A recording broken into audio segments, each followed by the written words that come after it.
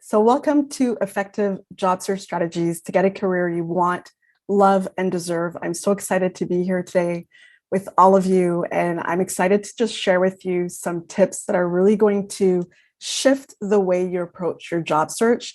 So you can go from a place of feeling where it's potentially discouraging or not a lot of fun to just a lot of fun and get you super engaged in this process.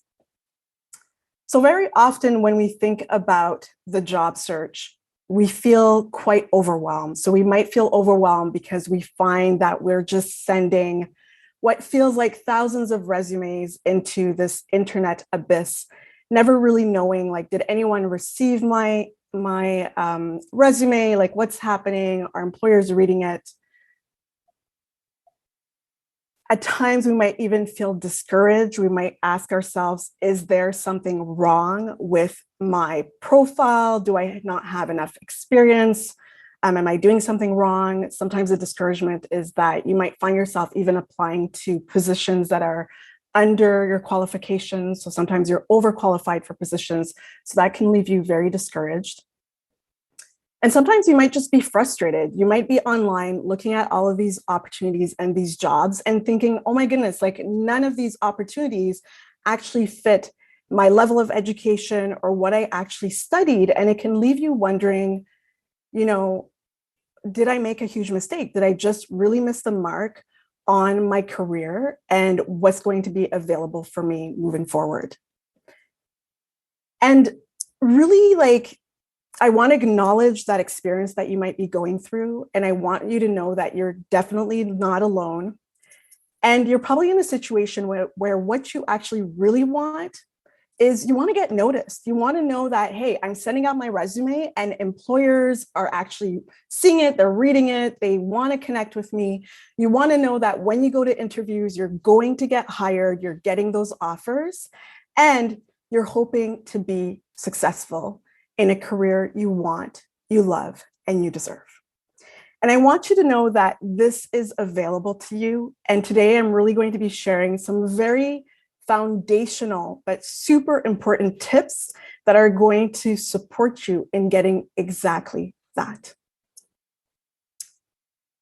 And why do I get it?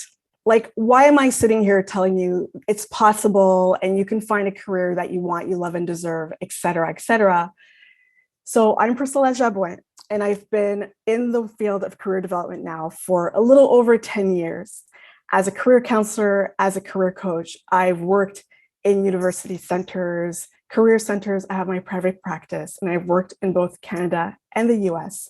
And a nice little tidbit about me is that I'm also a yoga teacher and a Reiki practitioner. And I've also lived in 3 continents and 5 countries over the last 10 years. And what I've noticed, and I'm going to tell you that I've been noticing this since 2012, like since I started in this career, which is a second career for me, every single time anyone came into my office and they were struggling with their job search, I basically heard them repeating the exact same thing to me, every single person. And I'm going to tell you, every single person, from the students who came into my office in career centers, to alumni who would come back in their job search, to mid-level professionals, everybody was sharing the same issue around their job search when they were struggling. And I'm really going to be sharing more about what that struggle really was in today's workshop. So what you will discover overall is an important step job seekers often overlook in their job search. And like I said, I've been seeing this now since 2012. This is over a course of 10 years. The major mistake job seekers are making and how to resolve it. How to create a unique profile that stands out from the rest that I'm going to integrate with 4 steps you need to take to be successful in your job search. And this isn't just to be successful in any job search. This is to be successful in finding a career you want, you love, and you deserve. And I'm going to be repeating that statement many times today. So before we dive in, I just want to let you know, if at any time during this workshop you want to ask questions, please just use the chat, add your questions. You can even start introducing yourself, saying hello, saying why you came today. And I'm also going to have some time at the end of the workshop for you to ask me questions if you have any. So I'm going to walk you through what is actually possible for you. And here I'm going to invite you to first get comfortable. So if you're in, a chair that might not be super comfortable, give yourself permission to go on a couch, or maybe you want to lie down on the floor. But I'm going to invite you to actually close your eyes. And if you're not comfortable closing your eyes, then I'm going to invite you to have a soft gaze on the ground.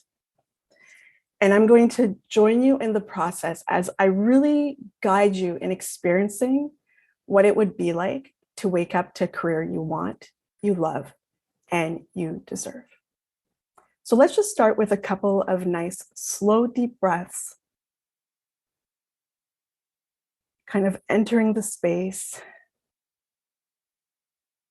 grounding ourselves as we prepare to hear these tips.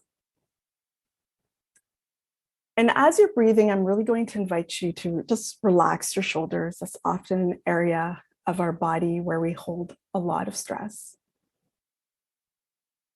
And with each exhale, so every time you breathe out, just notice if you can release any tension you might be holding in the body. So we're going to inhale, breathe in, notice if you're holding any tension. And we're going to slowly exhale and breathe out. And notice if you can just allow your body to get a little bit more comfortable, a little bit more relaxed.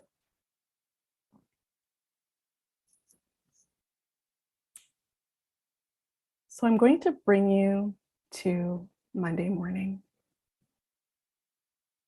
And this Monday morning, as you're slowly waking up on this Monday morning, is a very, very different Monday morning. So I'm going to invite you here to start imagining yourself slowly waking up on Monday morning. But this Monday morning is very different.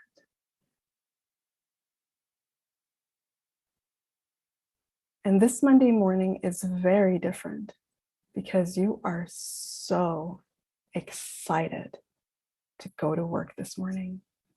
You just can't wait to go to work this morning. And so as you're slowly waking up this Monday morning, I want you to start paying attention to the sensations that come up for you and how you wake up and how you start to get out of bed because you are so excited to get to work this morning. And as you get up and slowly get out of bed, or might not be slow, it might be fast, but whichever way you're getting out of bed, I want you to start paying attention to what you choose to do next as you get ready for your Monday morning where you're excited to go to work.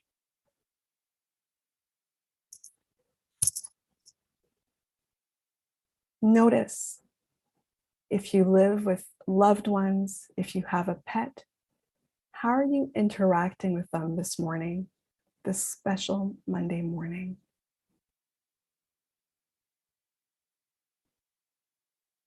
Maybe you have a special outfit that you're choosing to wear for this job that you're so excited to get to this morning.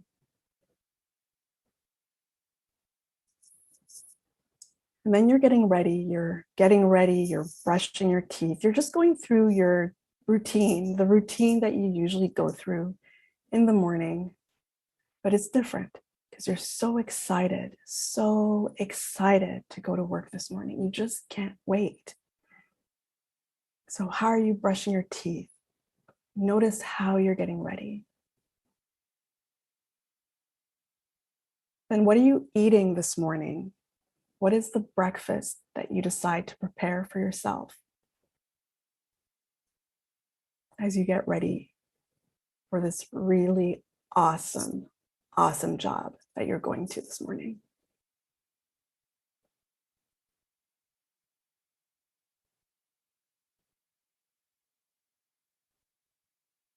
So you're ready. You're ready to go out the door. And yes, this morning you are stepping out the door to go to work. And you are so excited to go to work as you step out the door. And as you step out the door and you walk yourself, or you take the bus to work, or maybe you're driving yourself to work or taking a bike, you notice that every single person that you're crossing paths with this morning is just as excited as you are to go to work this morning. So notice everyone around you. How are they acting? How are they interacting with you? What are you noticing?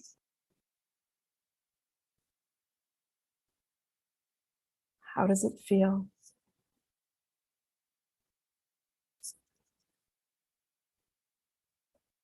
And you've now arrived to work, and I want you to pay attention to where you have arrived. Notice what you do next. Notice who you're crossing paths with. Who are you saying hello to? What task are you heading to? Who are you working with? What are you doing? And giving yourself permission in this moment to maybe have no clue, but just staying with what it feels like. Just staying with what it feels like to know that you have arrived to a career that you absolutely love and we're so excited to get to this morning.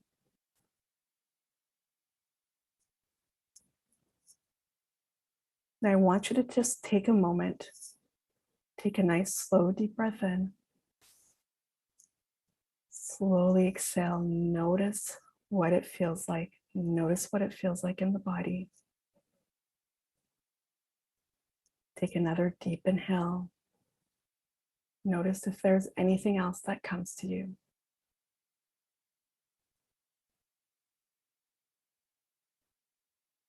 And when you're ready, I'm going to invite you to slowly open up your eyes again.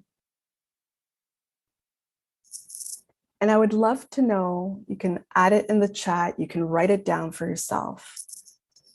But I'd love to know, what did you see? What did you notice? And what did you get? What did you see? What did you notice? And what did you get during this day where you were so excited to go to work?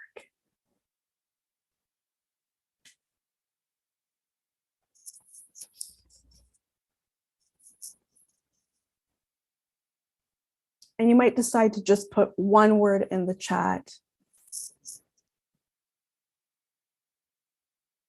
You might decide that you're going to write it down in your notebook.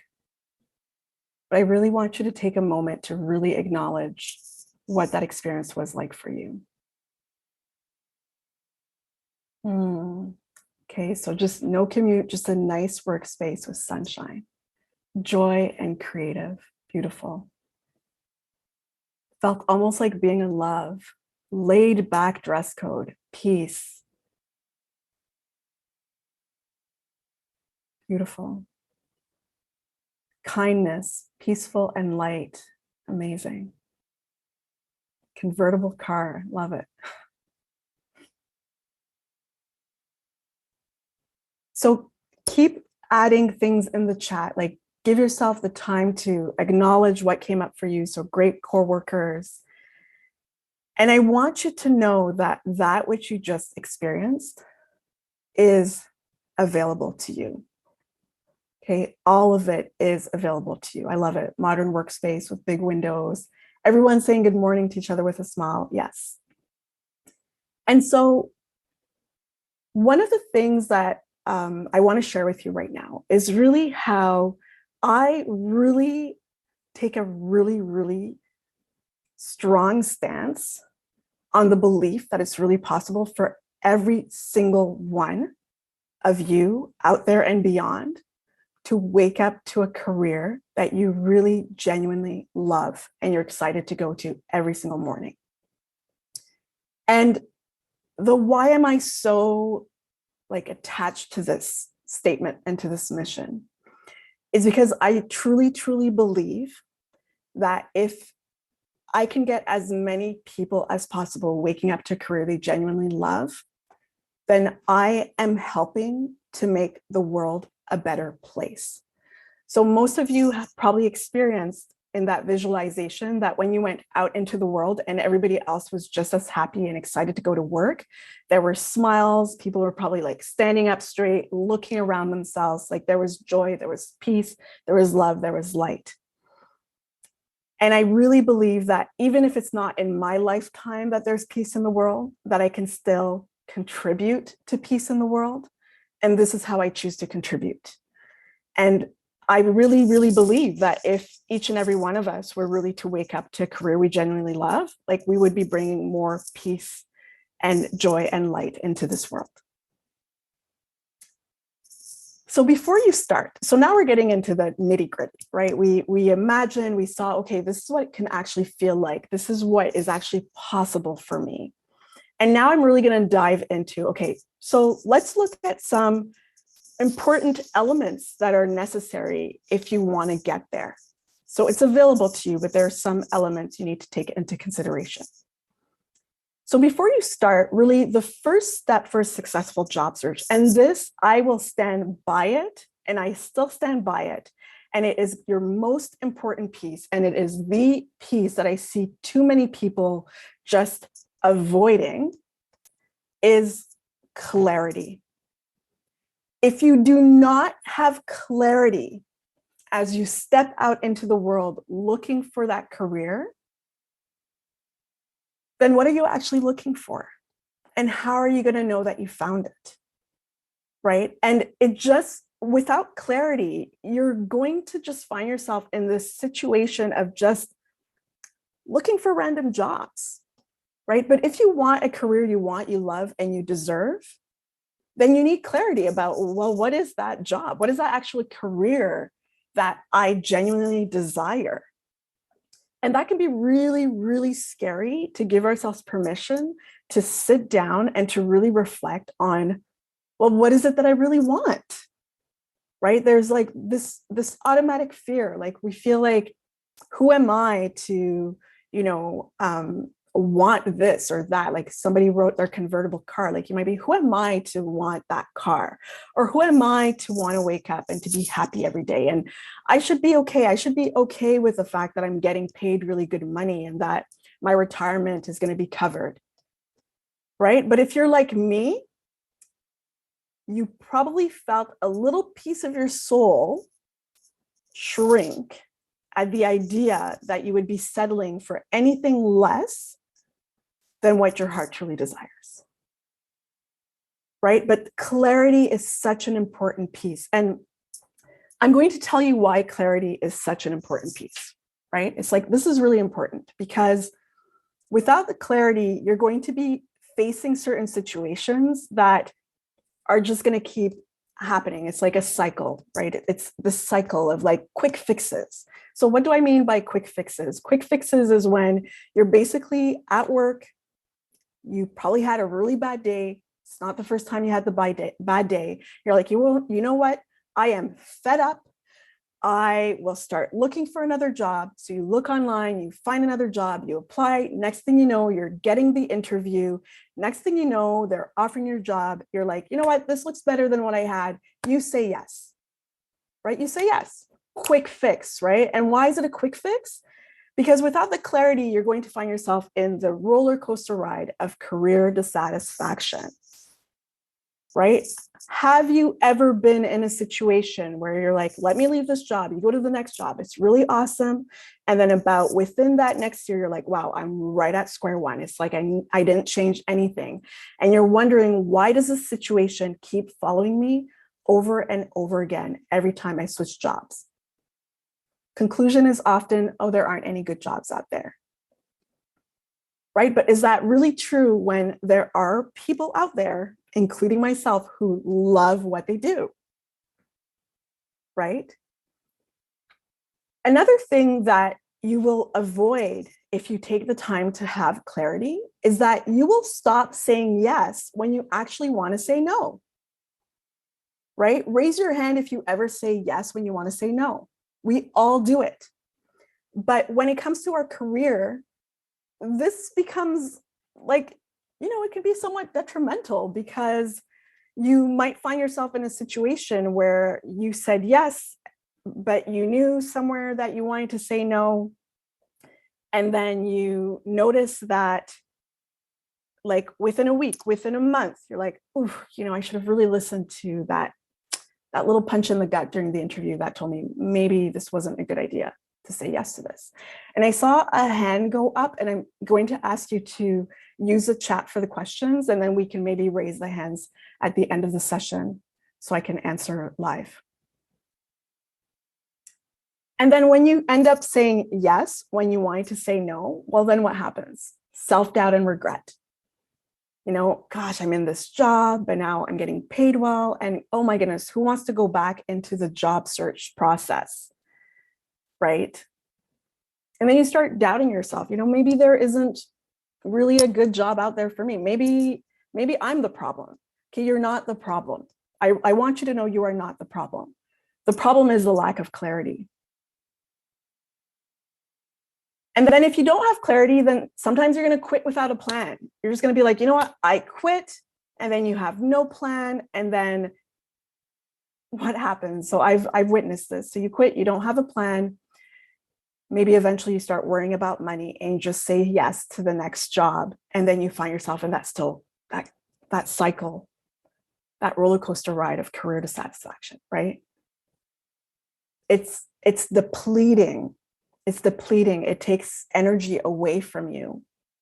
It takes energy away from what you're meant to be doing, right? It makes you question, like, did I study during those 3-4 years for nothing?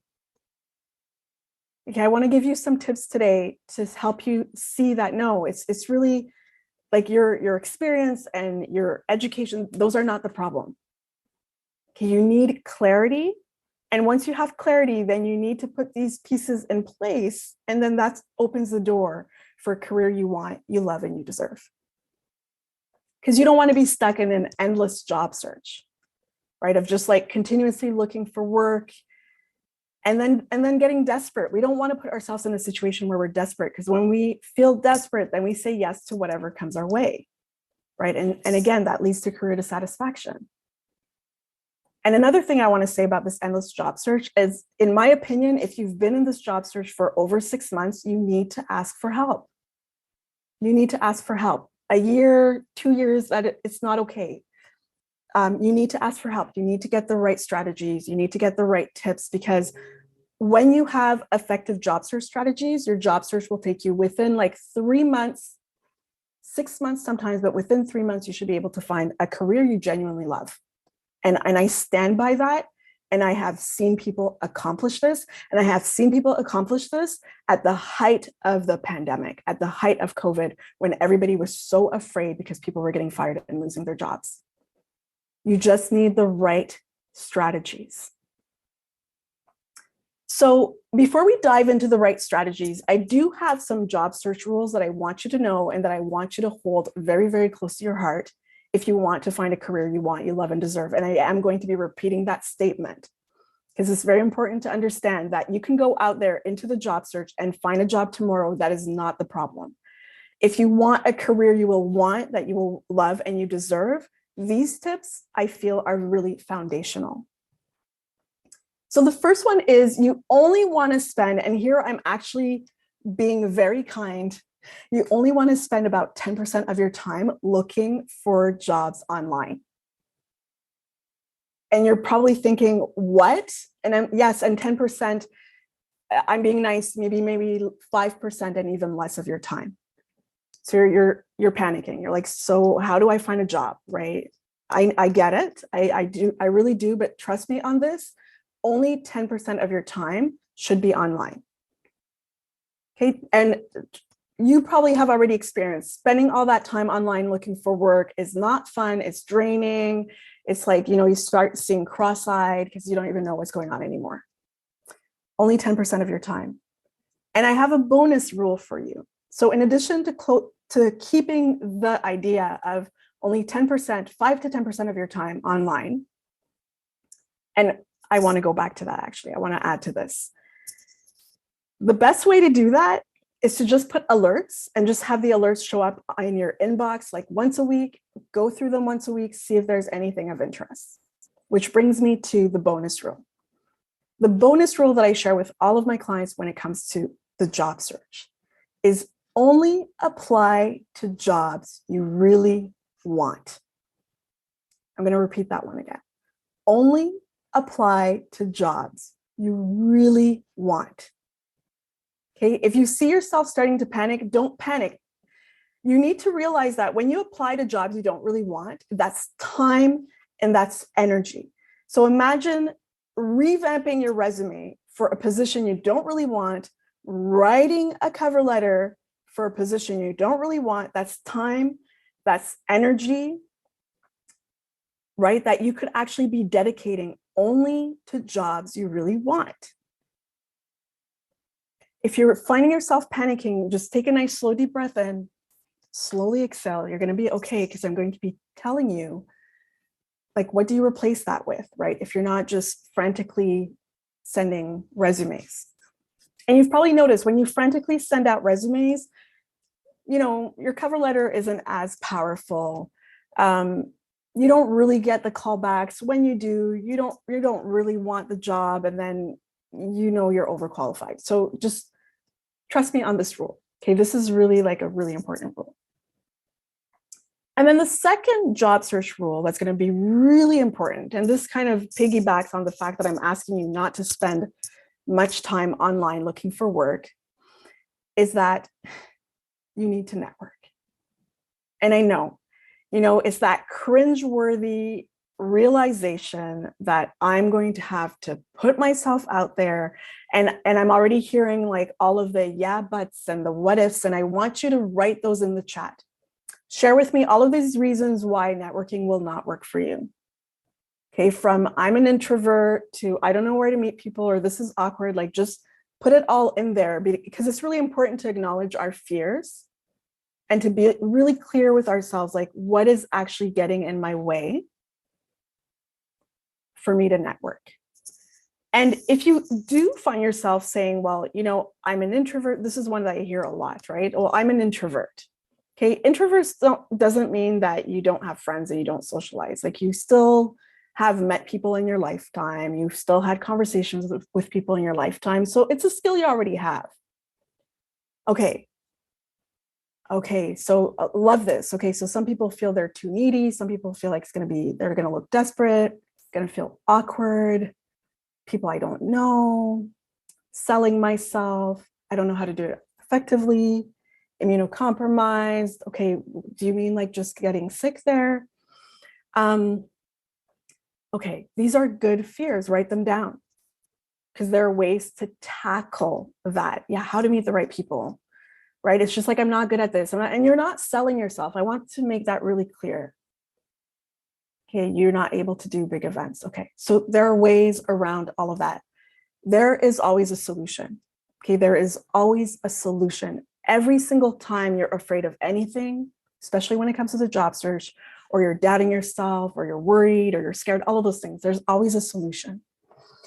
I'm not going to dive into networking just yet. It comes a little bit later in this presentation, but write down, how do you feel about networking, and be really honest with yourself, right? I'll be honest, like wine and cheese, not interested in attending these wine and cheese events. Like that's just not how I network, because I don't enjoy doing it that way.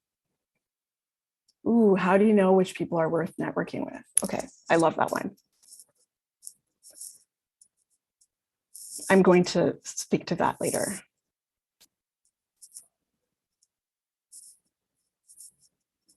So before I continue, I just want to know if there are any questions before we move on.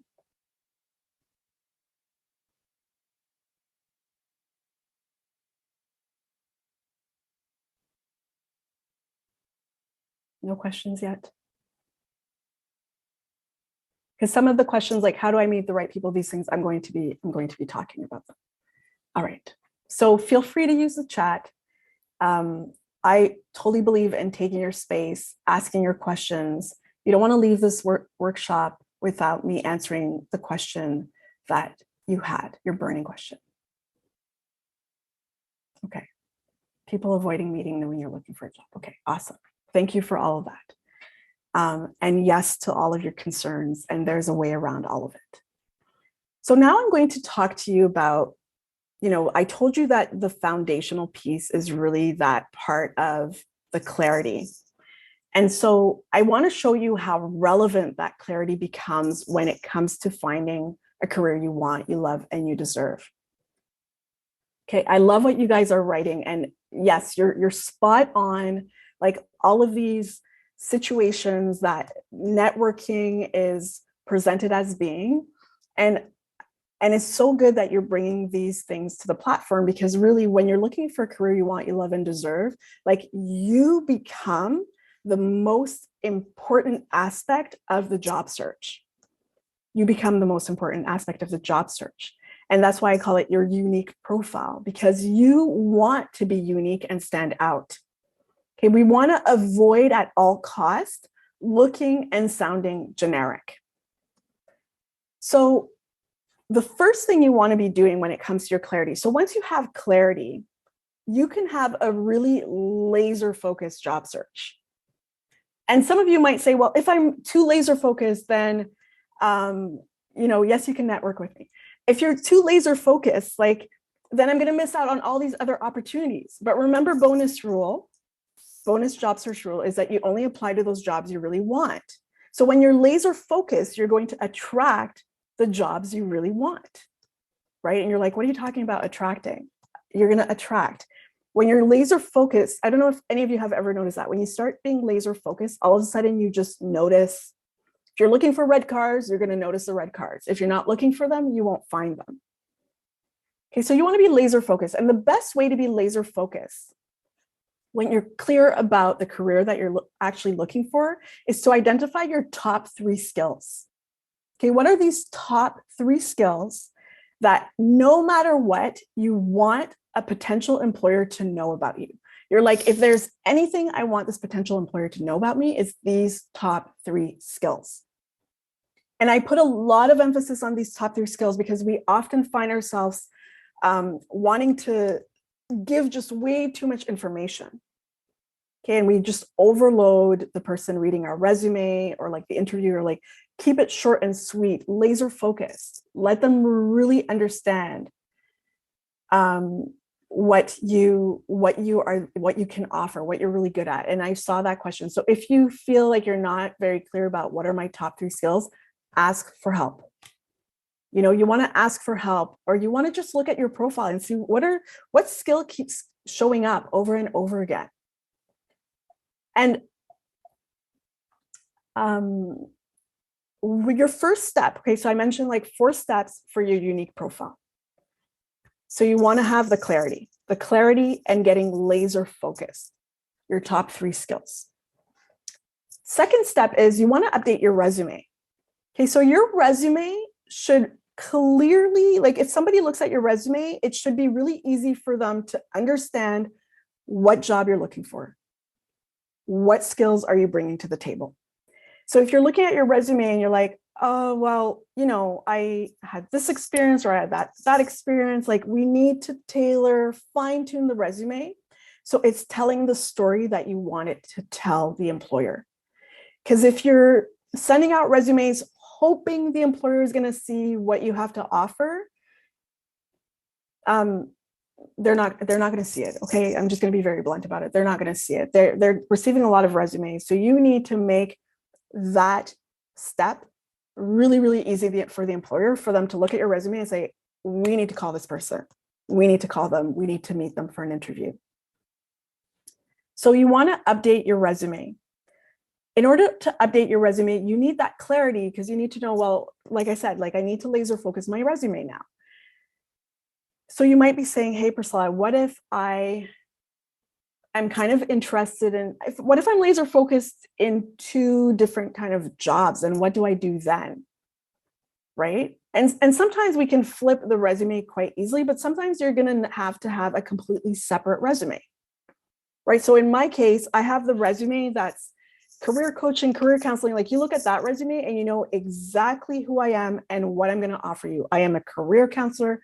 I'm a career coach. You come to me for your career, and it's very clear on my resume. That is what I do, and that is my experience. But I'm also a yoga teacher.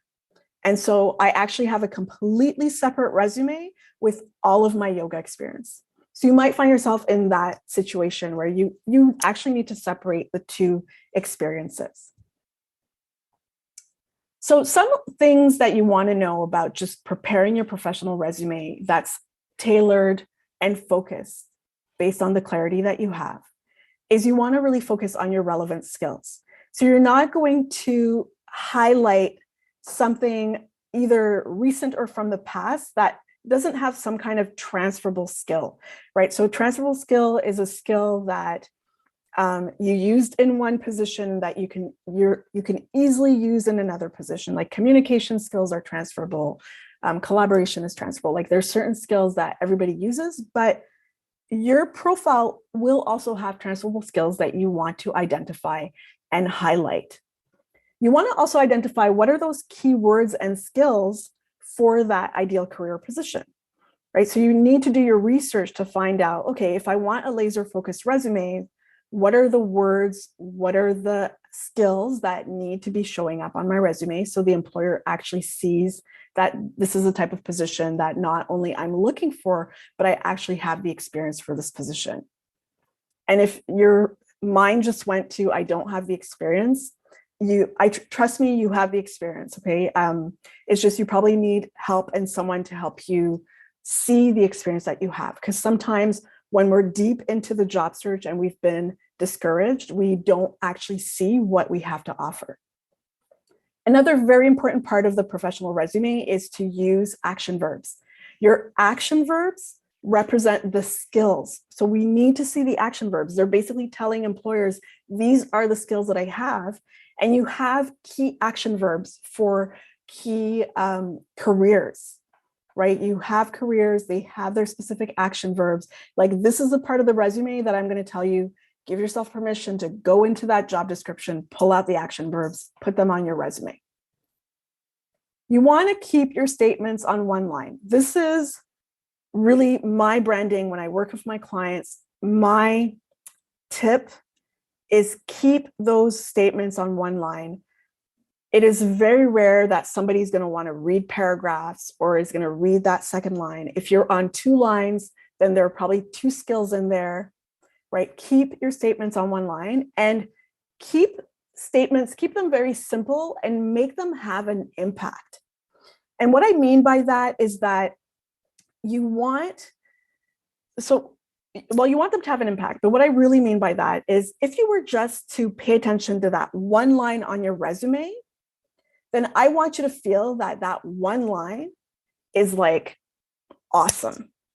Like, I want you to say, hey, that one line by itself would still be awesome and would still be telling the employer something awesome about me.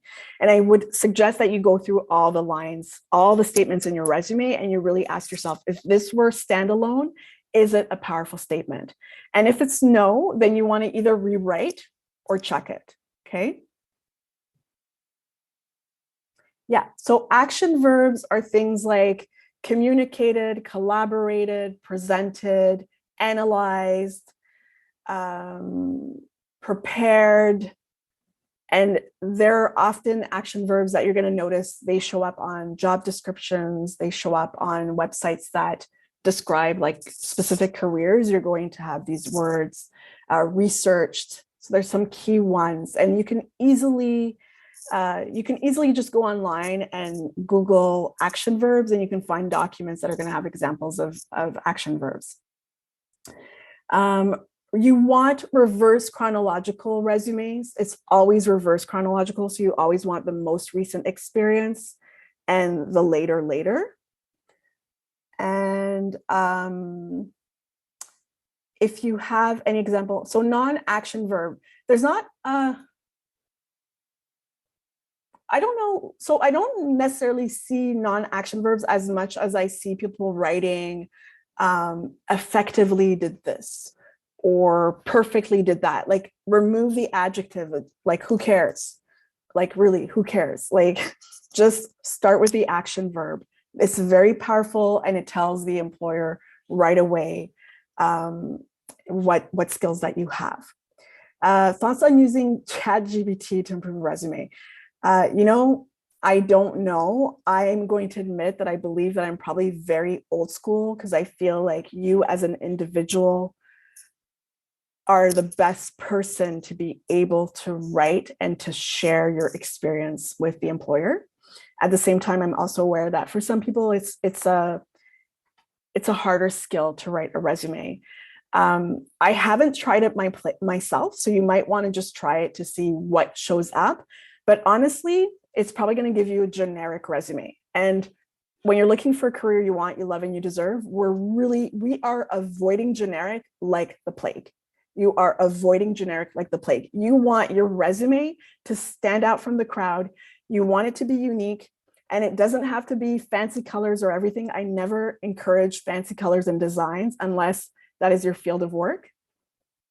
It's literally the words that you're going to use and the way you're going to describe your experience is what's going to make you stand out. So some of you might be wondering, okay, what do you mean by generic? Generic means that it's really copy paste, and I could easily take that statement from your resume and put it in somebody else's resume and it would fit. So we want to avoid statements that can easily be shared in that way. Okay. So that was step 2. Okay, so we talked about the clarity. Being laser focused is really your foundational piece. Without it, you can't have a laser focused resume. And then preparing the interview might get a little bit difficult too, because you want to know yourself. And when you know what position you want and you're going into the interview, you're actually excited about the position, employers are going to feel that excitement. Employers want to hire humans. They don't want to hire, this paper cutter person who's just answering the questions that they think they should answer, or that's very status quo. And yes, I'm going to be very blunt about this, because please remember, I'm teaching you how to find a career you want, you love, and you deserve. This is not just any job. If you want just any job, use all the old tools you've ever learned. If you want a career you want, you love, and you deserve, these elements, these steps are really, really, really crucial. I'm being intense here, but yeah, they're important. So next is you prep the interview. So now you're like, okay, my resume is ready. I'm laser focused. My resume, and you want to be excited about your resume. You want to be proud of sharing it and showing it to people. Okay, you want to be proud of your resume. Now you get to prep the interview.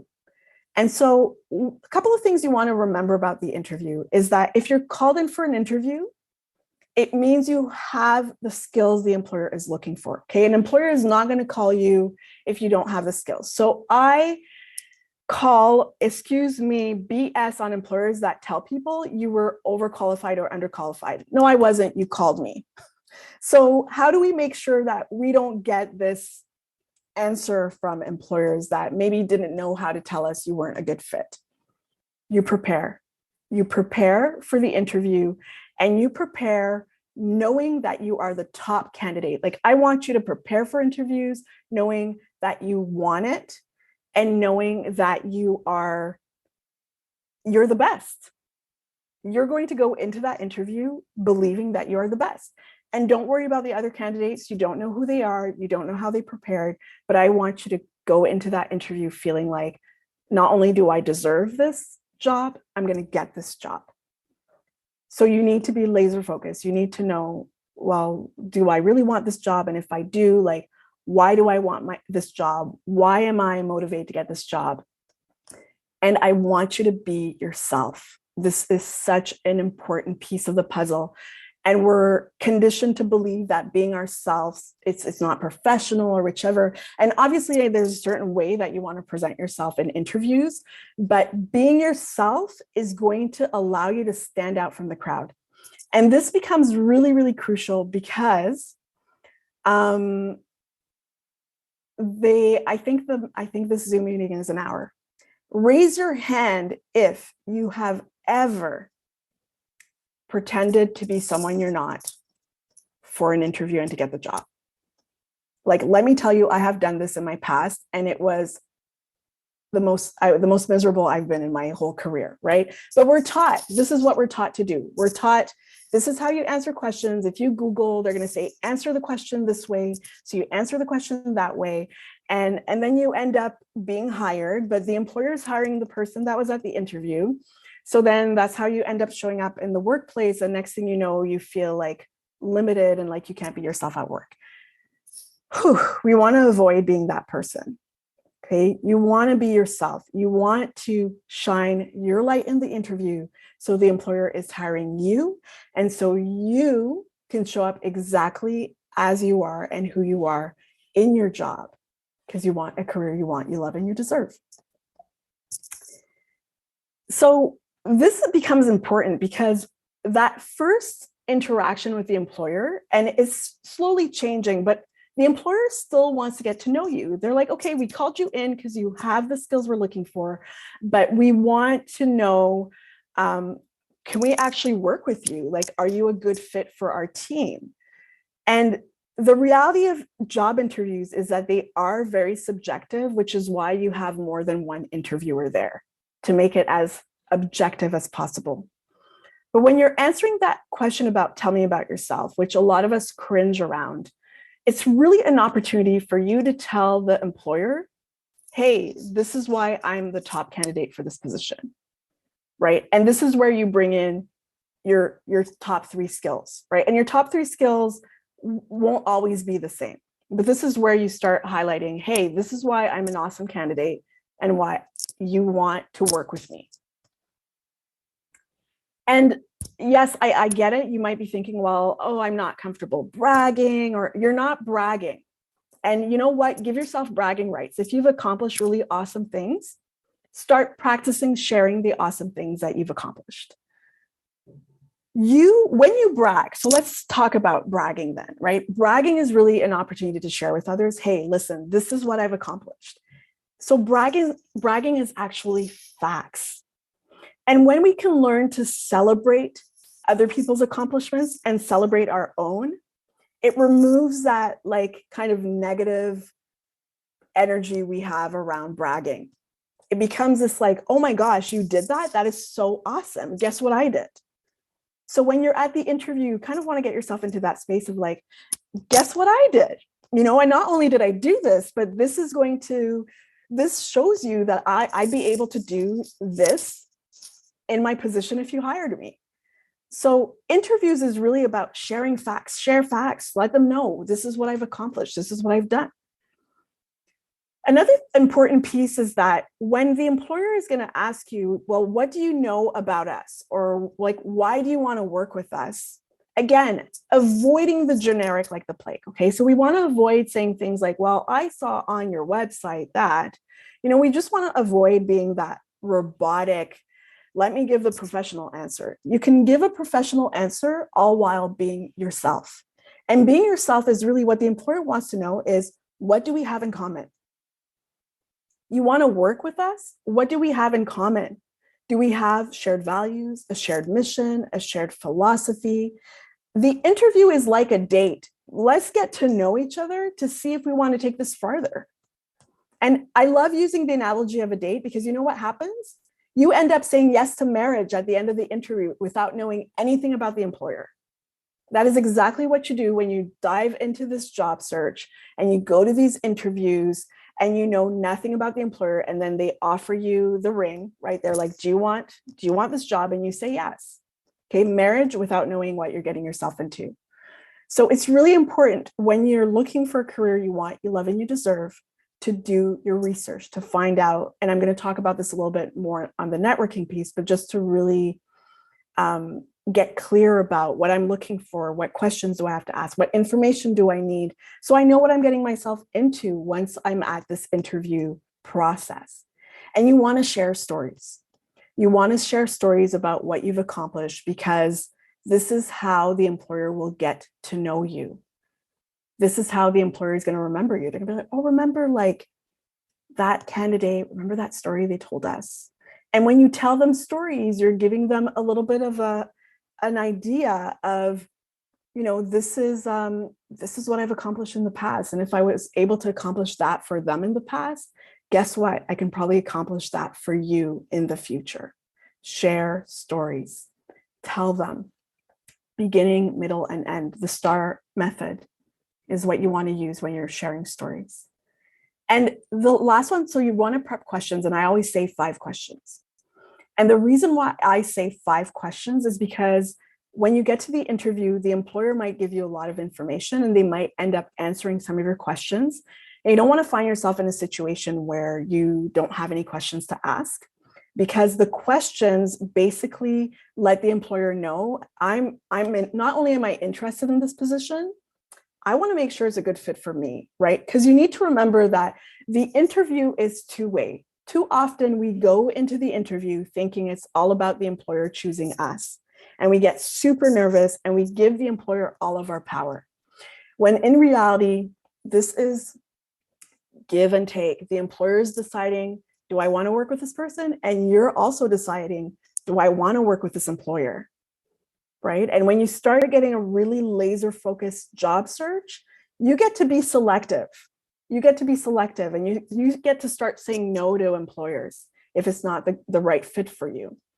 So a very important piece of prepping these 5 questions is that you want to actually, again, avoiding generic like the plague. Okay, I get it. It's easy to go on Google and Google tells you, ask this question and ask that question. Why? Right? You want to ask yourself, why am I actually asking the employer this question? Is this question actually going to give me more information, more data that is going to help me make an informed decision? Right? You want to be making an informed decision. You're on a date. You need to know, do I want to move forward with this relationship or not? There's information you need to know that you want to know, and it's not going to be the same information for everyone. There are certain things that are going to be super important to you that aren't important to others. And that is how you're going to decide your 5 questions. You're going to say, hey, they said this in the job description and it sound a little bit, I don't understand what they mean. Ask the question. You know what? I had really bad experiences with past managers. Then maybe you're going to ask a question about their management style. You use your past experiences in careers and jobs that you liked and didn't like to decide, well, how do I filter? How do I filter these employers? And then last but not least, it's all about networking. And all of these concerns that you came with, around networking, like, I don't really know how to do this well. I feel awkward. I'm going to look desperate. How do you meet these people? Is because we go into networking believing I need to speak to people and ask them for a job. And that is not networking. Networking is not about calling people up and asking for a job. Like, please just, stop. Stop doing that. If you're doing that, you can stop right away. You don't have to worry about asking anyone for a job anymore. Networking is about building genuine relationships. Okay. So how do you build genuine relationships? Well, first, again, you need to have your clarity. Well, what job do I actually really want? Because when I'm more laser focused, then I know, okay, this is the field where I'm going to start looking for people to speak with. And it just doesn't just have to be, but just like for today, we'll do the laser focus version. Right? So then I want to do my research. Okay, so if I know that, for example, I want to be an electrical engineer, maybe I'm starting to do some research about electrical engineering in the city where I work, the city where I live. Are there organizations? Are there events? Does anybody in my family or in my close circle know electrical engineers? Right? You want to start researching, okay, which companies potentially hire electrical engineers? And you might discover companies you had no clue existed. And I would suggest making a list of at least 10 companies. 10 companies where you're like, oh, this looks like maybe I want to dive in a little bit deeper. Dive in a little bit deeper, meaning let me go on their website, get a feel of values, mission, philosophies. Are they aligned with me? If they're not, chuck it. It's not something you really want. Right? If you're not sure, then maybe you want to speak to someone who works in the company and get more information. Like, what are your values? What is your company culture? How does that translate in the workplace, right? We have a lot of, diversity has become a really big thing and everybody jumped on that bandwagon. But how do I make sure that my employer is actually walking the talk, right? How do I know that they're just not, wanting to look good? Because that happens. Then you want to identify key professionals. This is where LinkedIn can be valuable, right? Where you can say, hey, I'm looking for electrical engineers or whatever you're looking for, and just go on LinkedIn and start doing some searches, looking at people.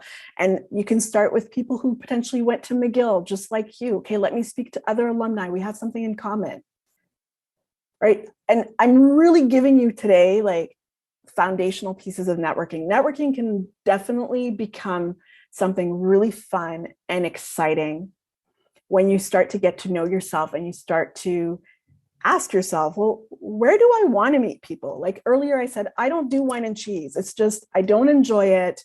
I'm not going to have fun, right? You're going to find me dance classes, the gym, yoga classes. You're going to find me doing things I enjoy to meet people, because you never know these people, like what it opens up for you. Right. And I'm also, I'm laser focused now too. So I'm looking for organizations like career counselors, career coaches, like people in that realm. Like, I know that that's what I'm looking for, but you don't just want to look for, like, I'm going to use myself as an example. Like when I'm networking, I'm not just looking for career coaches. I might want to gather more information. I might want to have people know me because I want to work with people. I want to help people. So all of these tips that I'm sharing with you today, you want to fine tune them to your unique situation. This is why, pros and cons about Googling things. Pros and cons. Once you've identified potential people that you want to speak with, and somebody was asking, like, how do you know, the right people to talk to? You use your gut. Like, you want to look at people and really genuinely ask yourself, am I genuinely curious about this person? Do I genuinely want to get to know them? And sometimes it's a clear yes. There's just something about that person. There's something about their energy. There's something about their activities or their profile or their career or their accomplishments that you're like, I want to speak to this person. And I feel like those genuine attractions are the ones that really, like, become something big, regardless of if it becomes a collaboration or something opens up for you, or you become good friends. Like, some people that I met through networking are really good friends with me now. So this is a good question. So do you recommend working with recruiters or applying directly to companies? So my answer is really based on, again, finding a career you want, you love, and you deserve. So if you're looking for a career you want, you love, and you deserve, then I'll say put the recruiters to the side and go through the legwork. Because depending on recruiters, they're working for the employer, okay? The employer is the one who's paying them. So their goal is to find someone for the employer, and they don't care about all your selectiveness about what's important for you to know that you're going to want to get up on Monday mornings. You know what you need to get up on Monday mornings. You're the one who's going to do that research and that reflection and that search. So unless you find a recruiter that's really going to listen to you, where you're like, I want all of this, right? Because I always tell people, you dream big, you say, this is what I want, because then it opens up a lot more for you than if you keep it. Like when you say, oh, I only, excuse me, I'm only allowing myself to look for this, or this is what the only thing that's available to me, you see how you're already, I call it creating your own glass ceiling. Where you dream big, you're like, you know what, my ideal career would be this and that and that. Then you're opening it up, and then you get to explore what's out there. And then when something shows up, then you can be like, oh, this showed up and it's I mean, it's pretty close to my ideal career. And then you get to decide if you say yes or no to that opportunity. I did not explain informational interviews yet. So informational interviews is when you seek out people to gather information. So informational interviews is you gathering information to guide you in your job search. So I'm going to go back to the electrical engineering example again. So you're looking for work in electrical engineering and you're not sure where to start, or you're not sure like what kind of opportunities can open up for me. And maybe you've already been working for a while. So, you know, you might have just gotten in from an internship or right out of graduating. And now you're like, oh, I need a change, but I don't know where to start and what to do. So you might start speaking to other electrical engineers in different positions or positions of interest and asking them questions. And so some of the questions you might ask are their career path. You might be like, wow, this person is in the type of position that I would love to be in. Let me speak to them to get more information about what was their path, like how did they get there, right? You can ask questions about the company culture. So the company culture, this might be like, you might be looking at a company, you're like, oh, I'm really curious about this company. And in that case, you can just speak to anybody who works in the company and pick their brain about, hey, what's it like working there, right? I would give the example of diversity earlier. Hey, like, what does diversity really look like in this workplace? Like, how is the employer really walking their talk, right? So you get an insiders, and this is all like the juicy information that you're gathering before going to the interview. So ideally, by the time you go to the interview, you're already a yes. You're like, you know what, if they offer me this job, it's a yes. I know I want to work for them. I've done my homework. I'm so excited to be part of this team. It's not too good to be true. It is possible. It is available to you. And sometimes it's, you know, sometimes you're going to, I'm looking for the word. Sometimes it's going to be trial and error, and that's okay, right? It's okay to say, hey, you know what? I'm going to try this job. And then you try it and you're like, oh, okay, it wasn't exactly what I was looking for. And give yourself permission to resign and to look for something, to look for something else and resign. Or if you're bold and risky, like some of us, resign and look for something else. But give yourself permission to not see it as a mistake, but see it as like, I'm exploring and I'm discovering and I'm researching and I'm learning about myself in the process. And you can also ask questions about your professional profile. So going back to that example of the electrical engineer, they might say, hey, I'd love this position. Can you, like, is there anything missing from my experience that I might need to know about, just in terms of, are there any skills that maybe I'm missing, or a specific experience that you would encourage me to get before I decide to step into this role?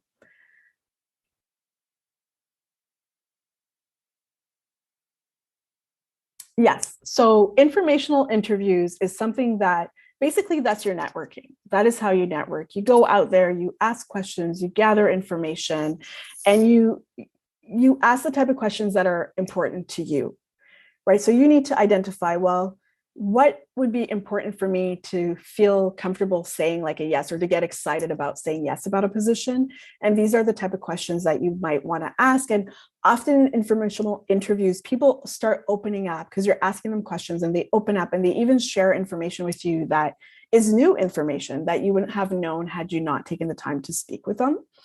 And then, you know, that might lead to them telling you about opportunities in their company, or, you know, you might be top of mind if an opportunity shows up. And that's really like your network ends up opening doors, and you never know what kind of door it opens. But networking is not about asking someone for a job, okay? It's really, really not about that. How am I on time? Okay. So you want to make your desires the focus of your job search. So you really want to get to a point where what you want is the motivating factor for your job search. right? You really want to get to a point where it's just like giving yourself permission to sit down, to write. If tomorrow I were to wake up to that ideal career, I walked you through that visualization, really writing down like what came up for you. Some people said there was a lot of sunlight. Maybe some of you were like, I didn't even go to an office, right?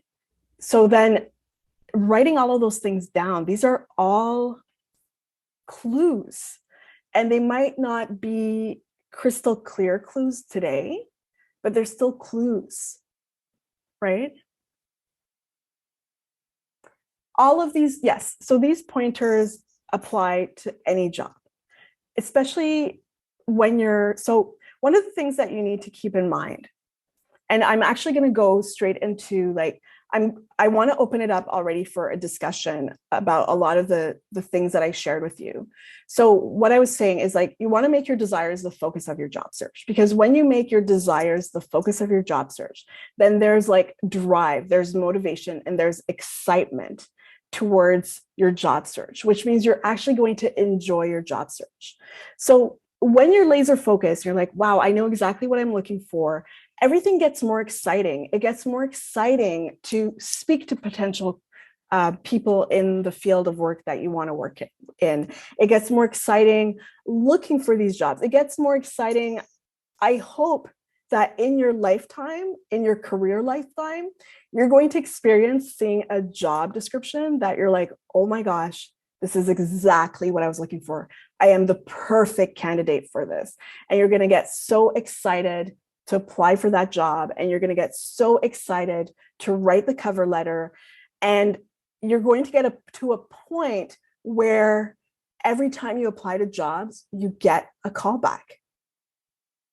This is possible. I mean, that is my personal experience. I actually put into practice what I teach my clients.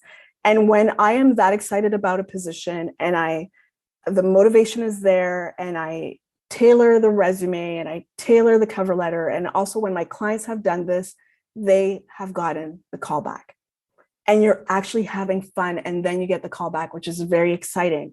And then it's that much more exciting because then you're more excited because you're like, wow, and now I have all these really fun stories to tell in the interview, to tell the employer that I'm a good fit, right? And that is really how you find a career you want, you love, and you deserve.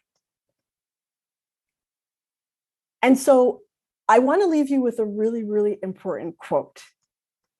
And it's an important one, and it's also like my favorite one. And if you've ever taken a workshop with me in the past, you've probably already heard this quote, but it's really like, don't ask what the world needs.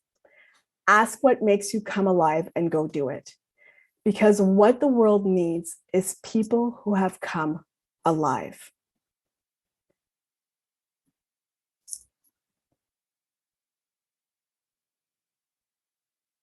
You're welcome.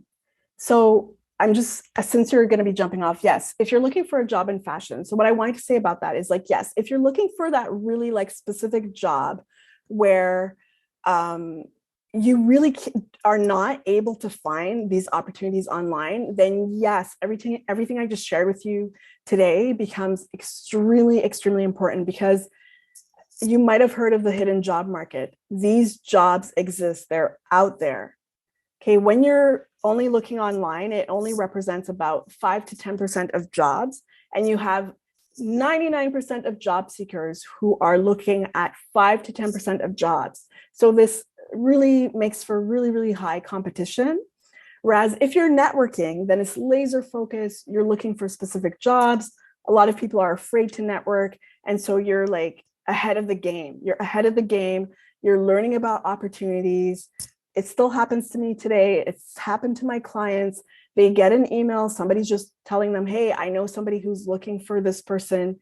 You end up being the only person that is getting the call back. You're potentially one of 2 people who's getting interviewed. And if you have all these tools and the effective job search strategies, then you are getting potentially hired for that job you really want. So some of these questions I believe I had answered.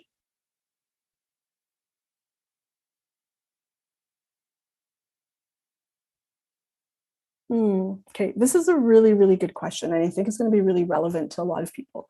So I'm actually in electrical engineering, and there are so many subfields in electrical engineering. How do I know which one I would like the most? Even internship roles are extremely demanding when it comes to our experience. So is it very difficult to actually determine what I like? So it is very difficult to actually determine what I like since I don't have the experience. What could I do? Okay, can you give me a little bit more information? Like, are you a student right now? Like, because if so I'm assuming you're a student, right? So if you are still a student, okay, awesome. So if you're still a student, then I usually say, pay attention to the classes that you really enjoy. Like, what are those classes in electrical engineering that you really love, or that you have really good grades in, or that really come easily to you? And this is another thing that's very difficult for people. It's like, we actually live in a society that encourages us to be miserable.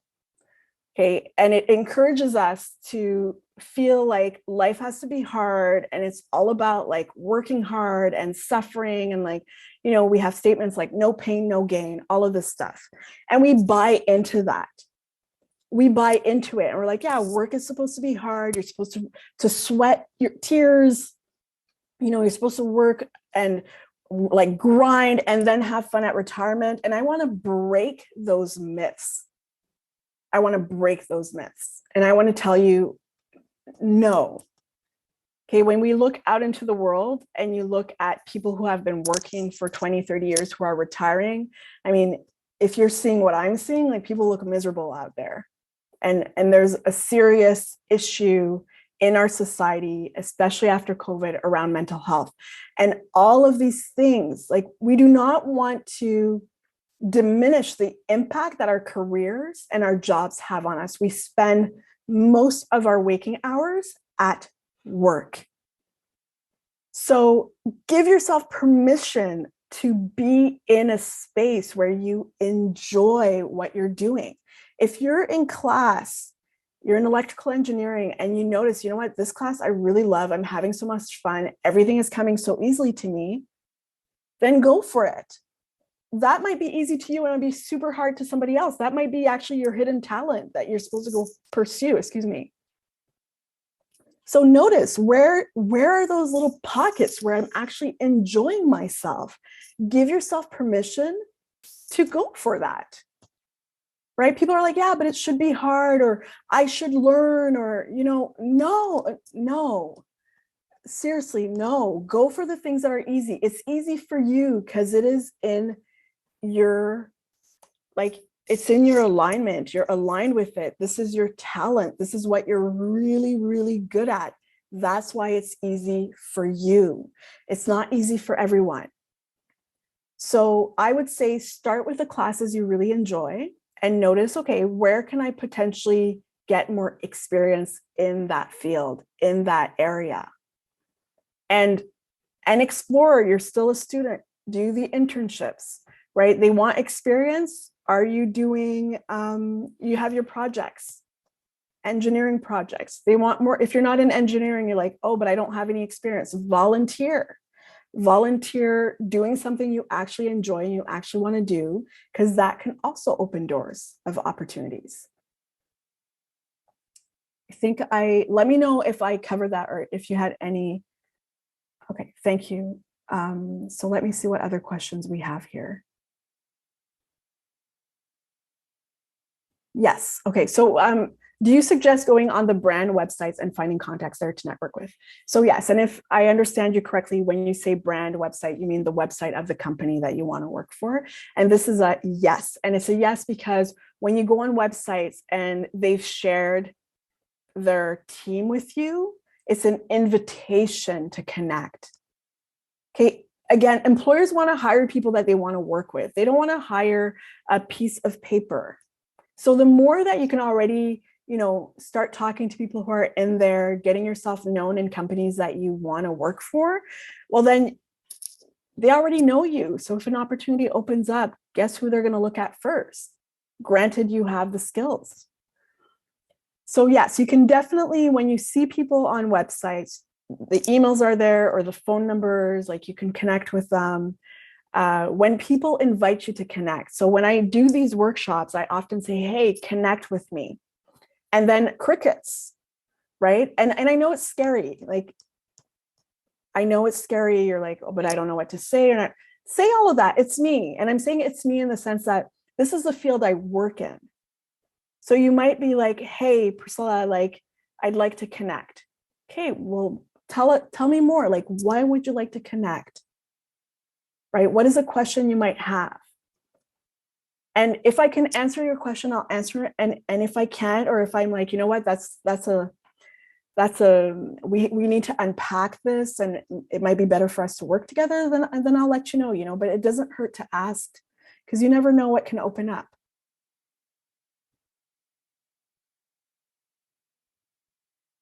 Okay, I like this question. So Omar asks, is a consistent issue in job searches when people struggle with the lack of clarity?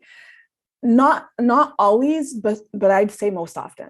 So, and I say not always because there have been situations where the person knows what they want and they've struggled to open up the opportunities for what they want, right? And sometimes what I've seen is they're very clear about what they want, but again, they're hiding behind their laptop, sending resumes. That's not the best. Go out there, make mistakes, embarrass yourself, be shy, get uncomfortable. You're actually going to have to get uncomfortable for it to become more comfortable, for you to meet people.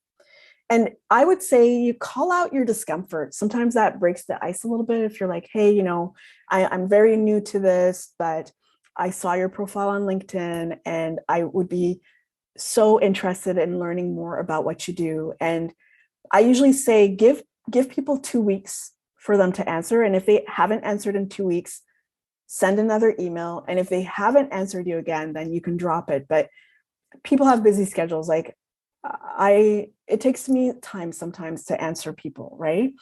But again, if you take the time to write a long email, to connect with the person, it's harder for the person to ignore your email than if you're just like, hey, can we connect? Okay. And if you've done the, hey, can we connect? Then celebrate the fact that you put yourself out there. Sometimes also people have given up. So they wanted a job that they really wanted, and then they struggled in the job search. They didn't have the effective job search strategies. So they give up and they settle for less. And what I mean by that is like they settle for not exactly what their heart truly desires. And that it lacks the motivation in the job search, it lacks the motivation in the interaction. Employers can pick up on that. Okay.